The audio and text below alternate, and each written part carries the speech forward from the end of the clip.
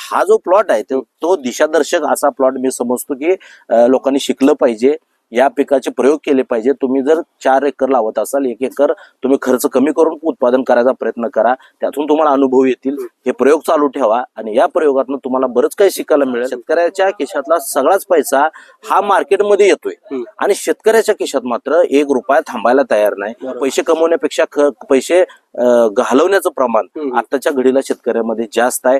त्याला ह्या सगळ्या गोष्टींचं त्याच्या मागे इतिहास आहे. सल्फेट खतं नव्हती त्यावेळेस सुद्धा आपली शेती होती, वॉटर सोल्युबल नव्हती त्यावेळेस पण शेती होती, कीटकनाशक बुरशीनाशक नव्हती त्यावेळेस पण आपल्या शेतीमध्ये मर लागत नव्हती. तर तो 12 महिन्यातला 1 2 महिने 3 महिन्याचा गोल्डन पिरियड हा प्रत्येक पिकाला त्या वर्षभरामध्ये असतो. तो गोल्डन पिरियड कुठं आहे तो शोधता आला पाहिजे. आम्ही 4-5 फवारणीच्यावर कुठल्याच प्लॉटला फवारणी घेतलेल्या नाही. पीक व्यवस्थापन चांगलं व्यवस्थित ठेवलं, अतिरिक्त नाही खर्च केला आणि त्याची क्वालिटी जपली, सगळ्या गोष्टी जर तुमच्या पथ्यावर पडल्या तर तुम्हाला शेतीसारखं भविष्य कुठल्याच उद्योग व्यवसायामध्ये करता येणार नाही. शेतकरी बंधूंनो नमस्कार, मी मुकेश. या शेतीविषयी व्हिडिओमध्ये आपलं सर्वांचं मनपूर्वक स्वागत.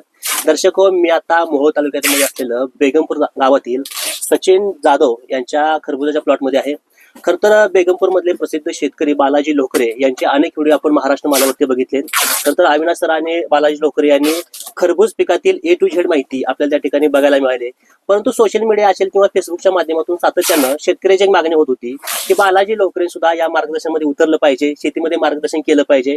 आणि पहिल्यांदाच बालाजी लोकरेंनी सचिन जाधव यांच्या खरबुजाचं या ठिकाणी मार्गदर्शन केले आणि चांगल्या पद्धतीचा प्लॉट सक्सेस करून दाखवलाय.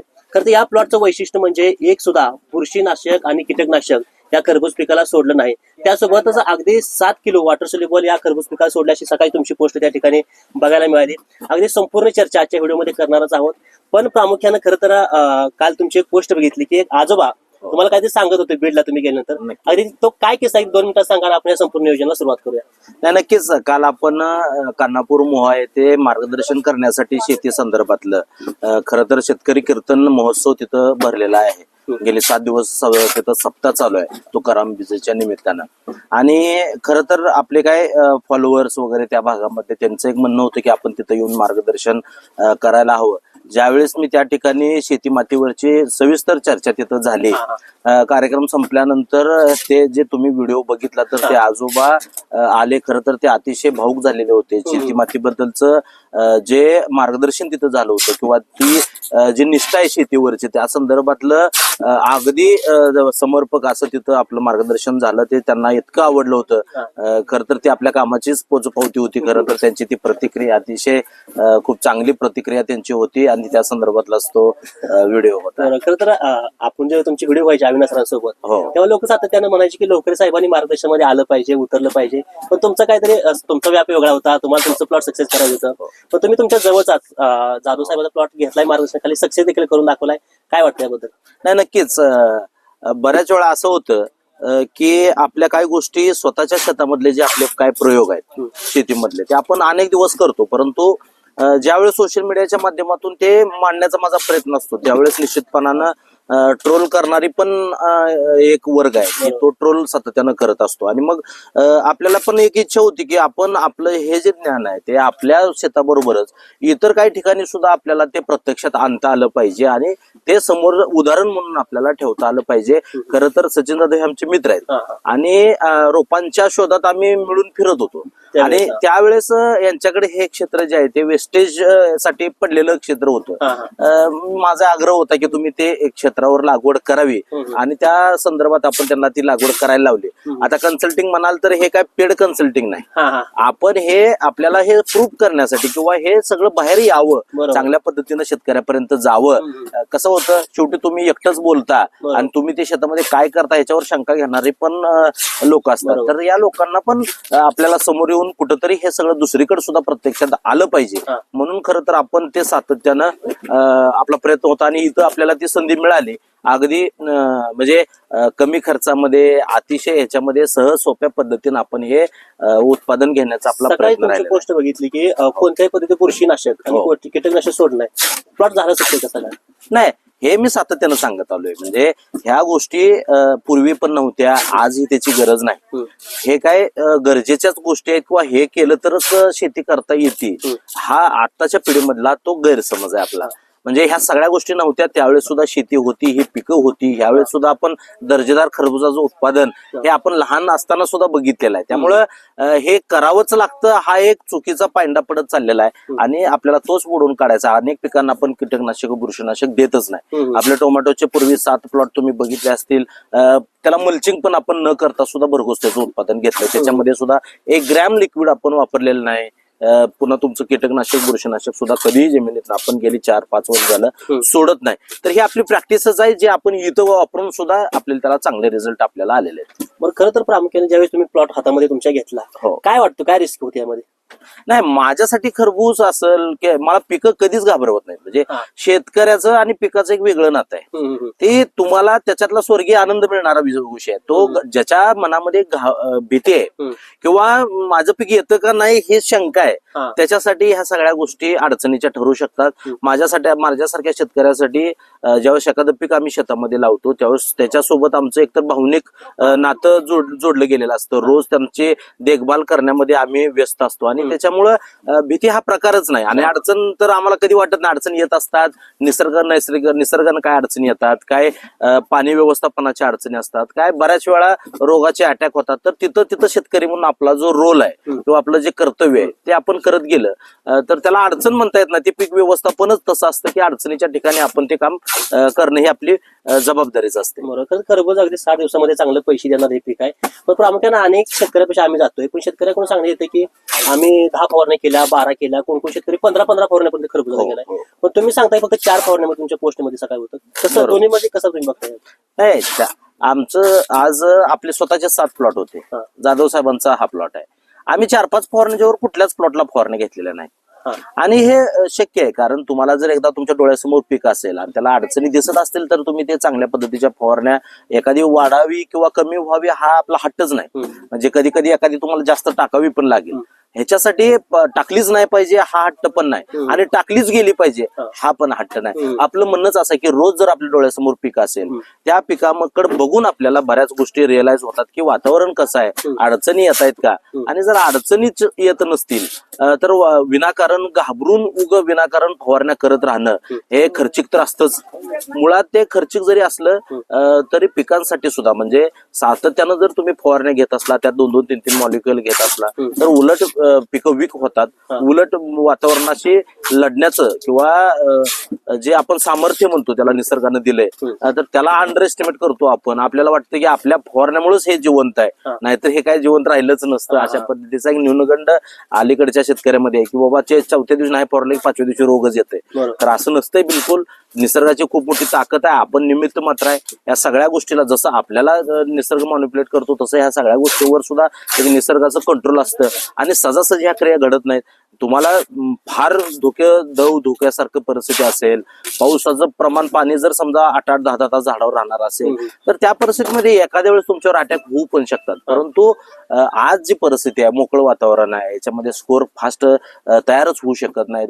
रोगाची सुरुवात जरी झाली तरी त्याला 5-7 दिवस अटॅक व्हायला लागतात. तोपर्यंत आपण 8-10 दिवसामध्ये स्प्रे आपला पडत असतो आणि त्याच्यामुळं ज्या पद्धतीचे दिवस आहेत त्या पद्धतीचं पीक व्यवस्थापन सुद्धा ठेवलं आपण तर अगदी कमी खर्चामध्ये सुद्धा ही चांगली पिकं आपण आणू शकतो. खरं ह्याला कारणीभूत कोण वाटतंय? कारण शेतकऱ्याला तर अपेक्षा असते की चांगलं उत्पन्न मिळलं पाहिजे. त्याला वाटतं की थोडं पैसे जास्त ओढलं तर औषध थोडं जास्त ओढलं उत्पन्न जास्त नाही केलं. त्याला दुकानदार वेगळं सांगतोय, मार्गदर्शक असणारे मास्तर वेगळे सांगते. ते त्यात चूक कोणाची वाटते नेमकी? आता नाही, कसं आहे, याच्यात 2 गोष्टी आहेत.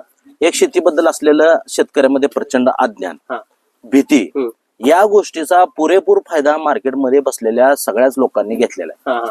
म्हणजे काय की अशा काय प्रॅक्टिसेस समोर आणल्या गेल्या की ज्या पूर्वी नव्हत्या. पण आज बघा, माझे 7 प्लॉट होते तर 7ही प्लॉटला मी मल्चिंग सुद्धा टोमॅटोच्या वापरलं नाही. म्हणजे अशा काय गोष्टी आता बघा, तुम्ही प्रत्येक गोष्टीसाठी म्हणजे पीक लावायचं आहे तर तुम्हाला मल्चिंग पासून बेसल डोस पासून सगळ्या गोष्टी या आळवणी असतील या ठरलेला एक चार्ट होऊन बसलाय आणि हे असंच केलं गेलं पाहिजे. अशा पद्धतीचा एक अट्टास शेतकऱ्यासमोर आहे की बाबा तुम्ही तसं करत नसाल तर मग तुम्हाला अवरेज मिळणार नाही, एवढे उत्पादन तुमचं निघणार नाही. शेड्यूल पद्धत जी आली आहे आताच्या काळामध्ये की 4थ्या दिवशी 3ऱ्या दिवशी म्हणजे 2ऱ्या दिवशी पासून आळवणी घालणारे 10-10 आळवण्या, म्हणजे अक्षरशः शिमला मिरची सारख्या पिकामध्ये 10-10, 12-12 आळवण्या आळवण्या करून पिकं सांभाळणारे पण शेतकरी आम्ही बघतो. आणि 1,500 रुपयाची एक आळवणी असते, 15-15, 20-20 हजाराचा खर्च जर नुसत्या ड्रेंचिंगवर आळवण्यावर शेतकरी करणार असतील, याच्यावर जर एक दिवसाच्या फवारण्या करणार असतील, तर त्या उत्पादित झालेल्या मालाच्या दर्जाबद्दल सुद्धा आपल्याला चर्चा करावी लागणार आहे. कारण एखादी वस्तू किती केमिकल वापरून आणायची हे सुद्धा आता येणाऱ्या काळामध्ये आरोग्याचे जे प्रश्न आपण बघतोय, तर हे सगळं गंभीर होत चाललंय. आणि मग आपला सगळा पैसा, शेतकऱ्याच्या खिशातला सगळाच पैसा हा मार्केटमध्ये येतोय आणि शेतकऱ्याच्या खिशात मात्र 1 रुपया थांबायला तयार नाही. अशी सगळी परिस्थिती आहे. त्याच्यामुळं आज ही वेळ आहे की इथं प्रत्येक शेतकऱ्याकडे स्वतःचं पीक व्यवस्थापन असलं पाहिजे. त्याला कुणीही सांगायची गरज नाही पडली पाहिजे. पिकं आणायचं जी जबाबदारी आहे ती आपली आहे. 2 टन आपल्याला कमी माल निघला तरी हरकत नाही, परंतु त्याच्यासाठी किती पैसा मातीमध्ये टाकायचा हे सुद्धा आता काळ. म्हणून मी सोशल मीडियाचा याच्यासाठीच वापर करत असतो की आता आपण जर नाही आज बोललो तर येणाऱ्या काळातली परिस्थिती विस्फोट ज्याला आपण म्हणू तशी परिस्थिती येणाऱ्या काळामध्ये झाल्याशिवाय राहणार नाही. त्याच्यामुळं कमी तुम्ही खतं कमी टाकली पाहिजेत, उत्पादनाची अपेक्षा सुद्धा तुमची कमी असली पाहिजे. 1-2 टन कमी निघालं म्हणून आपल्याला शेती सातत्यानं करायची आहे. जर समजा मला शेती टिकवायची असेल तर मला ही सगळ्या गोष्टी कमीच वापराव्या लागणार आहेत. जर मला 2 वर्षात शेती सोडायची असेल तर मी आज कितीही आणून केमिकल असेल, रासायनिक खतं असतील, याचा कितीही भडीमार केला तरी चालेल. पण जर मला 2 वर्षापेक्षा 5 वर्षापेक्षा जास्त काळ शेती करायची असेल, मला करून माझ्या पोराच्या हातात मला शेती द्यायची असेल, तर हा जो सगळा आत्ताचा चाललेला जो सगळा शेतीचा जो सगळ्या पद्धती आहेत त्या बदलणं गरजेचं आहे. या पद्धती यायला नको होत्या, त्या आल्या, त्या रुजल्या, आज त्या भाग झाल्यात शेतीच्या, की त्याच पद्धतीनं ते सगळं केलं गेलं पाहिजे. आणि म्हणून आपण बघत असाल की उलाढाल जे आहे ते शेती आधारित जे काही सगळे दुकान आहे त्याच्या उलाढाली अतिशय प्रचंड प्रमाणात वाढलेल्या आहेत. परंतु ज्यावेळेस शेतकऱ्याची मालं चालू झालेली असतात, एका रात्रीत दर पडतात आणि मग शेतकरी अतिशय म्हणजे कर्जाच्या डोंगराखाली जातो. अनेक शेतकरी त्यातून आत्महत्यासारखे प्रकार करतात आणि शेतकऱ्याचं जे दुःख आहे ते मग कधीच तुम्हाला असं दिसत नाही की एखाद्या शेतकऱ्यानं एखाद्या वर्षी चांगले पैसे कमवले. कारण पैसे कमवण्यापेक्षा पैसे घालवण्याचं प्रमाण आताच्या घडीला शेतकऱ्यामध्ये जास्त आहे. त्याला ह्या सगळ्या गोष्टींचं त्याच्या मागे इतिहास आहे. म्हणून करता मला हा जो प्लॉट आहे तो दिशादर्शक असा प्लॉट मी समजतो की लोकांनी शिकलं पाहिजे, या पिकाचे प्रयोग केले पाहिजे. तुम्ही जर 4 एकर लावत असाल, 1 एकर तुम्ही खर्च कमी करून उत्पादन करायचा प्रयत्न करा. त्यातून तुम्हाला अनुभव येतील. हे प्रयोग चालू ठेवा आणि या प्रयोगातून तुम्हाला बरंच काही शिकायला मिळेल, ज्यातून तुमची खरी जी पद्धत आहे ती तुम्हाला पुढे घेऊन येता येईल. शेवटी मुकेश सांगतायत, बालाजी एखादी गोष्ट मांडतो, याच्यापेक्षा सुद्धा खरं काय हे सुद्धा बाहेर आलं पाहिजे. खरं तर कालच मी एक फेसबुकला पोस्ट बघितली. एका शेतकऱ्याचं कलिंगड्याचं रोप, खरबुजाचं होतं, त्याला पानाला काही कुरतडलं होतं कशानंतरी. त्याने ते फोटो काढला फेसबुकला टाकला आणि सांगितलं माझ्या शेतात असं झालं, त्याला काय करू द्या. तर खाली 50 कमेंट आल्या. दुर्दैवाची गोष्ट अशी, त्या 50 कमेंट 5 कमेंट सुद्धा सेम नव्हत्या की सेम नावं ही तुम्ही ही वापरा हे वापरा. 50 जणांचं 50 वेगळे विचार खाली, एवढं खाली अज्ञान आहे त्या ठिकाणी. तर सगळ्यात महत्वाचं म्हणजे आता खरबुजाचा आता मी बघितलं त्यांच्या साईज अतिशय चांगली झाली. अगदी 1 किलो पासून 1200-1300 ग्रॅम पर्यंत सुद्धा साईज झाली. त्यासाठी काय करावं लागेल? नाही, मुळातच ह्याचं जे प्लांटेशन आहे म्हणजे अतिशय आपण ते झिगझॅग पद्धतीने न करता हे एका रेषेत केलेलं प्लांटेशन आहे. मुळात या जमिनीमध्ये हे खरबुजाचं पहिलं पीक आहे. म्हणजे सातत्यानं जर तुम्ही तरकारी पिकं घेत असला तर थोड्याफार अडचणी येऊ शकतो. पण या प्लॉटचं दुसरी एक गोष्ट अशी झाली की या प्लॉटमध्ये सुरुवातीपासून अडचण हा विषय आलाच नाही. म्हणजे अगदी म्हणजे बेसल डोस तुम्ही म्हणाल तर अगदीच कमी, लिक्विड तर नाहीच, आणि फक्त थोडासा शेणखत, बऱ्यापैकी शेणखत आपण याला टाकलेला आहे. याच्यातून फार म्हणजे कुठली सुरुवातीपासून एवढंच निघेल ही अपेक्षा कधी ठेवली गेली नाही. एवढीच साईज आली पाहिजे ही अपेक्षा नव्हती. आणि आता जर तुम्ही बघितलं तर तुम्हाला महिन्याखाली जी साईज येत होत्या त्याच्या डबलची साईज आता ऊन वाढल्यामुळं हे नॅचरलीच येत असते. आणि हे आम्हाला माहिती आहे की बाबा या दिवसामध्ये तुम्हाला फार अट्टास करायची गरज नाही. बऱ्यापैकी साईज तुम्हाला इथून पुढे येऊ शकते. आणि मग वेल हेल्दी असले, वेलांनी शेवटपर्यंत कड गाठली तर निश्चितपणाने तुम्हाला चांगली साईज रोजच्या रोज ते वाढणारं पीक आहे. रोज त्याच्या साईज मध्ये 200-100-200 ग्रॅमची भर पडत असते. त्याच्यामुळे आज मेथीला खूप चांगली साईज या प्लॉटची आलेली आहे. बरोबर. तर आता मार्केटचा तुम्ही अंदाज त्या ठिकाणी मांडताय आणि आता कुठे मार्केट कमी होत आले त्या बाबतीत तुम्ही परवाची पोस्ट टाकली होती. निश्चितपणानं. आणि हे मग जसं पीक व्यवस्थापन महत्वाचं तसंच तुमचा मार्केटचा अंदाज सुद्धा असणं महत्वाचं. मला एक सांगा, तुम्ही लाखभर रुपये खर्चून जर एखादं पीक उत्पादन घेणार असाल आणि त्याच्या बाजारभावाचा तुम्ही अभ्यासच करणार नसाल हा. तर अशा पद्धतीने आपल्याला पैसे मिळणार नाहीत. बरोबर. त्याच्यासाठी काही गोष्टींचा अभ्यास आपल्याला करावा लागेल. म्हणजे होमवर्क ज्याला म्हणतो आपण, की कुठलंही म्हणजे एखादी बिल्डिंग बांधत असताना त्याच्या पिलर पासून कॉन्क्रीट पासून ज्या पद्धतीनं ती बिल्डिंग उभा करायची आहे त्याचा सगळा डायग्राम आधी समोर असतो आणि मग त्यानंतर ते काम चालू होतं. बरोबर. शेतकऱ्याचं असं कधीच नसतं. अचानक एखाद्या दिवशी निर्णय ठरतो आणि एखाद्या दिवशी आपण रोपाचे लगेच घेऊन येऊन रोपं लावून 2-4 दिवसामध्ये तो निर्णय घेत असतो. तसं न करता आधीच 1 महिनाभर आधी आपल्याला जो माल आपण कुठल्या महिन्यामध्ये प्लांटेशन करायला पाहिजे, तो माल कुठल्या महिन्यामध्ये हार्वेस्टिंगला येईल, त्या ठिकाणी व्यापाऱ्याची डिमांड म्हणजे काय मार्केट आहेत. आता समजा दिल्ली मार्केट आहे, उत्तर भारतातले काय मार्केट आहेत, पंजाब पर्यंत जम्मू काश्मीर पर्यंत या खरबुजाची विक्री होत असते. आणि मग इकडे मुंबई पण मार्केट आहे. मग तुम्हाला लोकल पासून ते ग्लोबल पर्यंत सगळ्या मार्केटमध्ये तुम्हाला तिथं संधी दिसत असेल तर तुम्ही ते प्लांटेशन केलं पाहिजे, ना की फक्त लोकल संधी बघून तुम्ही ते मार्केटिंगचं नियोजन केलं पाहिजे. तर असं प्रत्येक पिकामध्ये म्हणजे एका वर्षामध्ये एक काळ असा असतो की त्या पिकाला प्रत्येक पिकाला गोल्डन पिरियड ज्याला आपण म्हणतो, तर तो 12 महिन्यातला 1-2 महिने 3 महिन्याचा गोल्डन पिरियड हा प्रत्येक पिकाला त्या वर्षभरामध्ये असतो. तो गोल्डन पिरियड कुठं आहे तो शोधता आला पाहिजे आपल्याला. आणि तो शोधता आला तरच हे जे लाखोचं खर्च करून जे उत्पादन घेणं आहे तर त्याच्यातून पैसे कधी मिळतील. तर या गोष्टी आपण ज्यावेळेस अभ्यास करायला लागू त्यावेळेस मात्र आपल्याला त्याचा फायदा होऊ शकतो. त्यामुळं जसं पीक व्यवस्थापन स्वतःच पाहिजे तसं आपला मार्केटचा अभ्यास सुद्धा स्वतःचा पाहिजे. आणि असतात बऱ्याच गोष्टी याच्यामध्ये कॅल्क्युलेट करू शकतो आपण. म्हणजे एखाद्या पिकाचे फार पैसे व्हायला लागले तर पुढे जाऊन त्या पिकाकडे थोडस कल जास्त असतो. कल जास्त आहे म्हणलं की त्याचं थोडस उत्पादन वाढतं. उत्पादन वाढलं म्हणलं की मग मार्केटवर दबाव येतो आणि मग ते पुरवठा आणि मागणीचं गणित बिघडतं आणि त्याच्यातून दर पडतात. तर हे स्वतः आपण शेतकरी म्हणून अभ्यासाला सुरू आता करायचा हा काळ आहे. कारण स्पर्धा सुद्धा तेवढीच आहे शेतीमध्ये. आणि व्यवस्था अतिशय वाईट आहे. म्हणजे तुम्हाला काय हमी भावाची तर गॅरंटी नाही. आणि त्यामुळे तो रस्त्यावर सुद्धा वतायला लागतो कधी कधी आपल्याला. म्हणजे सोन्यासारखा माल आपण लाखो रुपये उत्पादन घेतलंय, सगळं करायला लाखो रुपये खर्च केलाय, पण हे सगळं सुद्धा असताना कधी कधी तो रस्त्यावर सुद्धा ओतून द्यावा लागतो. त्याच्यामुळं येणाऱ्या काळामध्ये तुम्हाला जर शेतीमध्ये भविष्य पाहिजे असेल तर निश्चितपणानं तुमचं पीक व्यवस्थापन तुमचं स्वतःच असलं पाहिजे. मार्केटचे अंदाज तुम्हाला लावता आले पाहिजे. ह्या सगळ्या गोष्टी आणि मुळात म्हणजे मार्केटमध्ये रोज एक टेक्नॉलॉजी पुढे येते आणि हे कसं असतं, हे मार्केटिंगच काम आहे. म्हणजे प्रत्येक वेळा तुम्हाला कुठंतरी एक गाजर दाखवून तिथपर्यंत आणलं जातं आणि मग तिथं आल्यानंतर तुम्हाला थोड्या दिवसासाठी ती सिक्युरिटी मिळते. परत मग तुम्हाला वॉटर सोल्युबल बोगस ओरिजिनलच मिळेल अशी तुम्ही अपेक्षा करायची नाही. पण ते सुरुवातीला ज्यावेळेस येतं त्यावेळेस ते अतिशय शुद्ध असतं, त्याचे रिझल्ट असतात, सगळं असतं. परंतु परत मात्र एका ठराविक टप्प्यावर त्याचा वापर एकदा तुम्ही चालू सगळ्यांनी केला की परत तुम्हाला ते चांगलं मिळेल याची तुम्हाला शाश्वती कोणीही देत नाही. त्याच्यामुळं प्रत्येक टेक्नॉलॉजी येते, ती येत असताना त्याचे फायदे दिसतात, परंतु थोड्या दिवसानंतर त्याचे तोटे सुद्धा दिसायला लागतात. असं भरपूर आहे. म्हणजे पूर्वी मी एक कथा ऐकली होती की एक पुंगीवाला गावामध्ये आला आणि तो गावातून अतिशय सुरेख अशी बासरी वाजवत गावामध्ये फिरायचा. लहान मुलं समूहित व्हायची आणि ती सगळी मुलं त्याच्या माग माग माग गावातून अशी बाहेर जायची. गावाच्या बाहेर एक कडा होता आणि त्या कड्यावर तो सगळी बासरी वाजवत सगळ्यांना घेऊन जायचा. आणि परत तो समूहित झाल्यानंतर सगळी मुलं ज्यावेळेस समूहित झाली त्यानंतर तो सगळ्यांना ब्लॅकमेल करायचा आणि आपल्या मागण्या लोकांसमोर ठेवायचा आणि सगळं पदरात पाडून घेऊन परत मग अशा पद्धतीनं समूहित केलं जातं.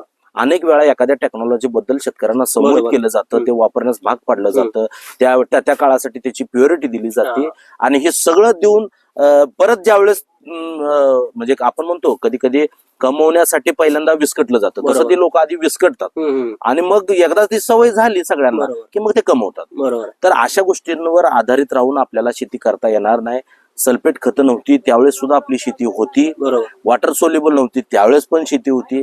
कीटकनाशकं बुरशीनाशकं नव्हती त्यावेळेस पण आपल्या शेतीमध्ये मर लागत नव्हती.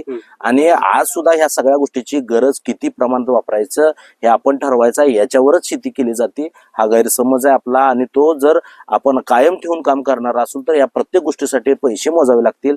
याचा आकडा एवढा जाईल की तेवढं उत्पादन आपल्या हाती येणार आहे का नाही ह्याची कधीही आपल्याला कुणीही इथली व्यवस्था आपल्याला कधीही त्याची गॅरंटी देत नाही. बरोबर. खरं तर ह्या व्हिडिओतला सगळ्यात शेवटचा प्रश्न, व्हिडिओचा बेस आपला की कमी खर्चामध्ये चांगल्या पद्धतीने उत्पन्न मिळवलं पाहिजे. खरबुजामध्ये एका एकरामध्ये लोकांचं काय मत आहे, कमीत कमी किती खर्च झाला पाहिजे, जास्तीत जास्त किती केला पाहिजे खर्च? नाही, खरबूज पिकामध्ये तुम्हाला किमान एक 80,000 रुपयाचा खर्च करणं गरजेचं आहे. परंतु खरबूज सारखं पीक पण असं आहे, म्हणजे याच्यामध्ये रोपांच्या किमती खूप मोठ्या आहेत. आपण बेसल डोस टाकतोय, या सगळ्यासाठी मल्चिंग करणं गरजेचं आहे आणि ह्या क्रॉप कव्हर सारखी प्रॅक्टिस आहे. त्यामुळं खर्चाचा हा आकडा 5-10 हजार रुपये, 10-20 हजार रुपये, इकडे 10-5 हजार रुपये होऊ शकतो. परंतु एक 80,000 रुपयाच्या खर्चामध्ये तुम्ही एकरभर खरबूज केलं पाहिजे की ज्यातून 13-14 टन माल तुम्हाला मिळेल. म्हणजे तुमचा उत्पादन खर्च बघा तुम्ही किती चांगल्या पद्धतीने मेंटेन करू शकताय. म्हणजे त्याला 15-20 रुपयाचा दर सापडला तरी सुद्धा 20 रुपयाच्या दरामध्ये सुद्धा तुम्हाला खूप चांगला नफा याच्यामध्ये होऊ शकतो. आणि आपण जर बघितलं तर परवा तुम्ही बघत असाल 40,000 रुपयापर्यंतचे दर मिळतील म्हणून आपण पोस्ट लावण्याच्या आधी केली होती.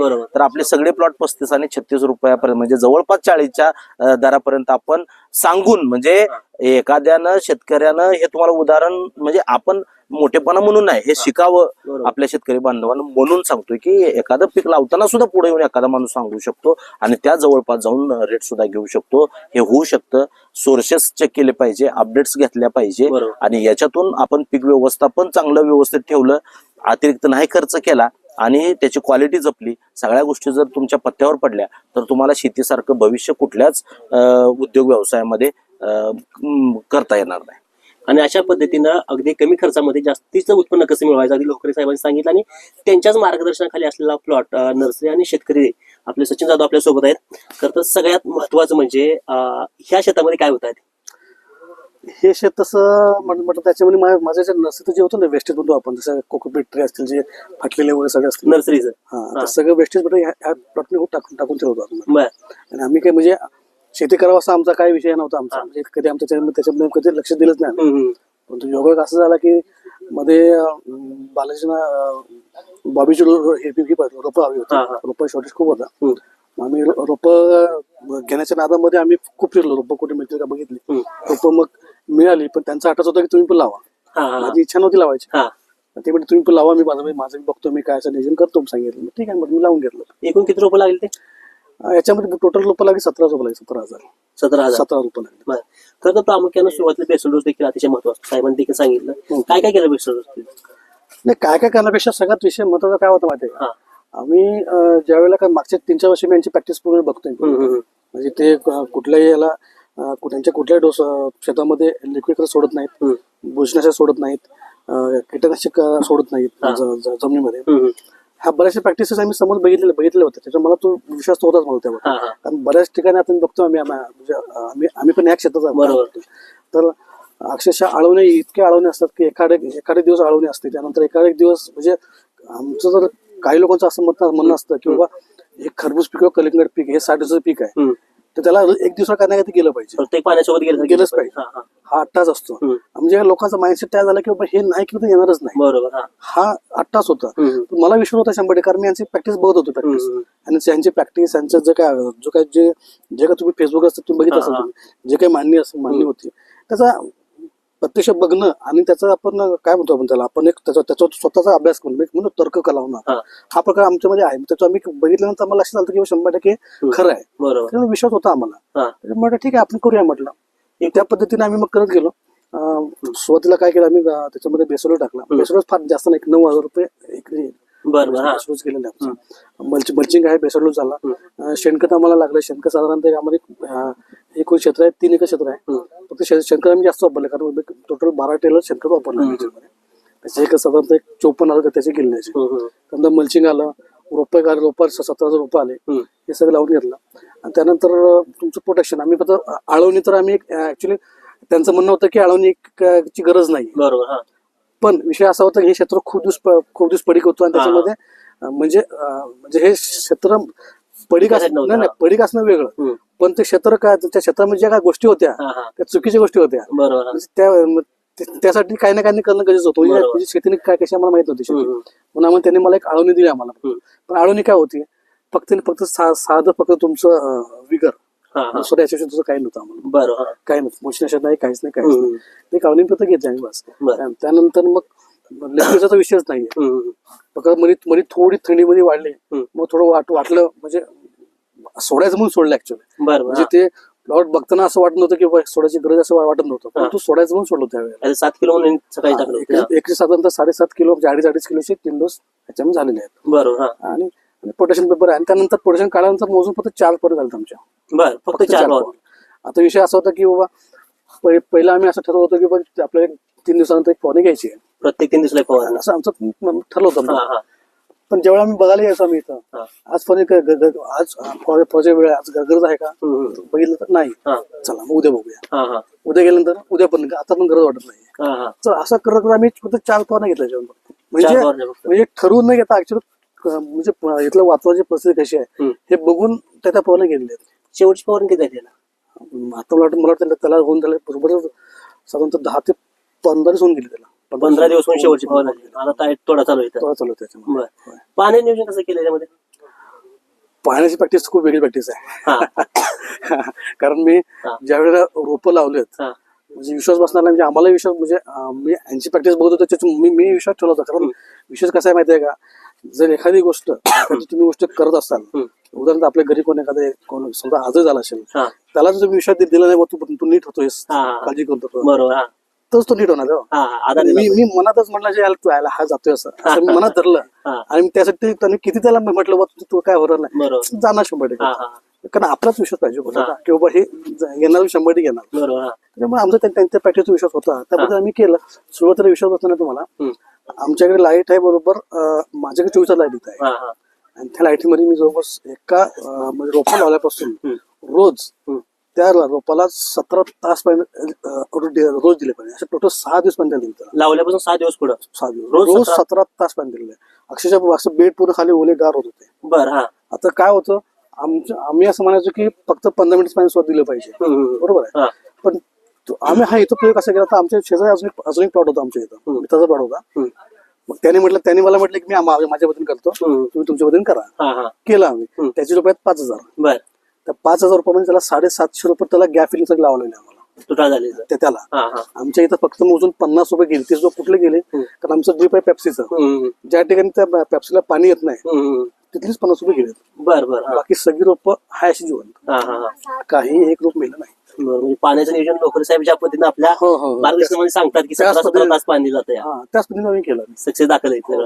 म्हणजे फार म्हणजे ही प्रॅक्टिस तसा विचार केला तर म्हणजे लोकांना विश्वास बसणार नाही, पण ही मी रिअलिटी केलेली आहे. हा हा बरोबर. बघितलं, अनुभव घेतला याच्या गोष्टीचा. कसं तरी मिळणार त्याला? दर आम्हाला सुरुवातीला मिळाला 36 मिळाला. आता 36 ते 20,000. आता थोडं मार्केट दिवस आलाय, पण तरी सुद्धा कसं झालं, खर्च कमी आहे. काय एकूण खर्च सांगताय? साधारण 280, 270, 280 खर्च आहे 3 एकराला. 3 एकर 2,80,000 पर्यंत आहे. खर्च. हा 3 साडेतीन एकर असं प्लॉट आहे तो. बर. कारण त्या हिशोबाने आम्ही त्याला गावखत त्या हिशोबाने टाकले गेले. साधारण 280 आसपास खर्च झालाय, आणि अंदाजे 8 लाख पण होऊन जाईल. अवरेज काय निघेल सगळं? साधारण 40 ते 42 टन माल निघेल. 40-42 टन अगदी कमी खर्चामध्ये. खरबूज पिकामध्ये प्रामुख्याने सगळ्यात मोठं शेतकऱ्याची समस्या, शेतकरी सांगतात की बुरशी मोठ्या प्रमाणात येते आणि कीटकनाशक मोठ्या प्रमाणात मारायला लागते. तुम्ही काय केलं त्यासाठी? ना मी तर ह्याला म्हणजे ड्रीप मधून तर कीटकनाशकांनी बुरशीचं काही सोडलं नाहीये. काय सोडलं? काही सोडलं नाहीये. विशेष म्हणजे काय सांगतो आम्ही, आता आमचे बालाजी हे म्हणजे आमचे खास मित्रच आहेत, त्याच्यामुळे आमची नेहमी चर्चा होत असते की नक्की काय म्हणजे आपण काय बघतो, प्रत्येक शेतकरी काय बघतो माहितीये का, की शेतकऱ्याला एवढंच माहितीये की मी रोप लावलं, त्याला पाणी दिलं पाहिजे, खत दिलं पाहिजे, औषध दिले पाहिजे, ह्याच गोष्टी बघत असतो. परंतु त्या शेतात त्या पिकाचा जो स्वभाव असतो, त्याचं एक लाईफ सायकल असते म्हणतो आपण, किंवा त्याची मानसिकता असते पिकाची, तो पण सजीव आहे, त्याला पण मन आहे, त्याला पण त्याची पण मानसिकता आहे. बरोबर आहे. त्याला हाऊस नाही मरायची. बरोबर आहे. कारण एखाद्याला माणसाला जन्म झाला तर तो जगणं 100%. वातावरण कसंही असू द्या, त्याला तो स्वतःहून ऍडजस्ट करणं जाणार. बरोबर. पण आपल्याला एक सवय अशी लागली की याला हे झालं की हे केलंच पाहिजे, ते झालं की ते केलंच पाहिजे. पण तुम्ही त्याला कधी हे करू दे, त्याला स्वतःहून त्याला काही ताकद देणार, स्वतःहून त्याला एक जगाची व्हायला पाहिजे ना. तुम्ही करतच नाही ना. आपलं माइंडसेट असं तयार झाला लोकांचा की हे केलंच पाहिजे. तुम्ही मॅनेज कसं केलं यामध्ये? बुरशीनाशक किंवा कीटकनाशक सोडलंच नाही तर आपण सोडलंच नाही ना. त्याचा काय परिणाम याच्यावरती? काहीच परिणाम झाला नाही. मग आज 70-75 दिवस झाले, अजून वेळ सगळे हिरवेगार वेळ आहेत. बरोबर. तर मी काय म्हणतो, त्याला मराठी हाऊस नाही आहे. आपल्या चुकीच्या प्रॅक्टिसने बऱ्यापैकी जातं. आता अजून एक आमच्या चर्चा अशी विषय झाला होता की बाबा आता आपण काय म्हणतो वॉटर सोल्युबल सोडतो आपण, हम्म. काही ग्रेड सोडतो, समजा पोटॅशचे काय ग्रेड असतात किंवा काय आहेत त्या किती दिल्या पाहिजे, काय दिल्या पाहिजे, हम्म. हा पण फार विषय महत्वाचा बात आहे. बरोबर. म्हणजे त्यांच्या बोलण्यातून मला कायम असं मला म्हणजे आमच्या चर्चेमध्ये असा विषय आला की बाबा ह्या पिकाला आता फॉस्फरस पाहिजे, पण तुम्ही त्यावेळेला आपण पोटॅशचा मला करतोय, हा हा तुम्ही त्याला त्याला नको तुम्ही का त्याला देता? बरोबर. हा पण प्रॅक्टिस मला बऱ्यापैकी ते म्हणजे त्याचे मर वगैरे हे प्रकार होऊन जातात. तिला काय पाहिजे बघितलं बघितलं पाहिजे. त्या पद्धतीने सोडलं सोडलं पाहिजे. पाहिजे. गरजच नाही ऍक्च्युअली जमिनीमध्ये असतं तेवढं, हा. आपण बेसलो तुम्ही सगळं ऑलरेडी दिले सर, बरोबर आहे. काय गरज आहे? 100%. तर शेतकरी मित्रांनो, व्हिडिओच्या शेवटमध्ये येत असताना खरं तर प्रामुख्यानं ह्या व्हिडिओचा बेसच होता की कमी खर्चामध्ये चांगल्या पद्धतीचं उत्पन्न घेतलं पाहिजे आणि ज्या पद्धतीचं खरबूज असेल किंवा वेगवेगळ्या पिकाला जे शेड्यूल दिलं जातं त्या शेड्यूलसाठी अतिशय महत्वाचा व्हिडिओ होता. त्या पिकाला पाहिजे काय नेमकं हे खरं तर बघितलं पाहिजे. खरं तर जाधव साहेबाच्या शेतामध्ये हा संपूर्ण व्हिडिओ बनवत असताना अगदी 3-3.5 एकरामध्ये 2,80,000 खर्च झालाय. उत्पन्न म्हणजे रक्कम 8 लाखापर्यंत होतील. 40+ टनाचं उत्पन्न सुद्धा या जाधव साहेबांना मिळणार आहे. त्यामुळं सर्व शेतकरी बांधवांना खरं तर आपल्या शेतामध्ये या पद्धतीने जर विचार केला तर अगदी कमी खर्चामध्ये चांगल्या पद्धतीने उत्पन्न मिळू शकते. खरं तर ज्या पद्धतीने आपण पीक घेतो त्या पिकाचा देखील अभ्यास देखील आपण करणं महत्वाचं असतं. एकदा फसेल 2दा फसेल पण त्याचा तिसऱ्या पिकात सुद्धा त्याचा चांगल्या पद्धतीचा अभ्यास आपल्या माध्यमातून त्या ठिकाणी होणार आहे. त्यामुळं खरं तर अतिशय महत्वाचा हा त्या ठिकाणी व्हिडिओ होता. ह्या व्हिडिओबद्दल नेमकं तुम्हाला काय वाटतंय कमेंट करून नक्की सांगा. आणि लोकल साहेब आपण खरं तर आपला महत्वाचा वेळ आमच्यासाठी दिला त्याबद्दल तुमचं धन्यवाद.